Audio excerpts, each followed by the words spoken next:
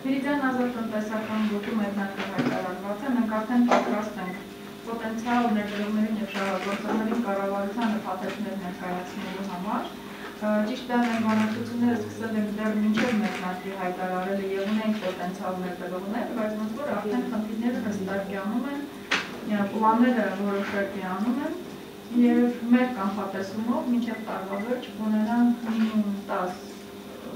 շահագործող ընկերություններ, որոնք որ ընդհանուր առմամբ կստեղծեն 300-ից 500 աշխատատեղեր։ Մեր գլխավոր նպատակն է նոր աշխատատեղերի ստեղծումը, նոր ներդրումների ներգրավումը։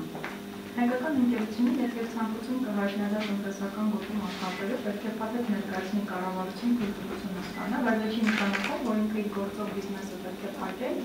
և տեղափոխվել ազատ տնտեսական գոտի։ Դա նշանակում է, որ պետք է նոր ներդրումներ իրականացնի, նոր շուկաներ ունենա, որոնք որ բացառապես պետք է արտահանման ուղղված։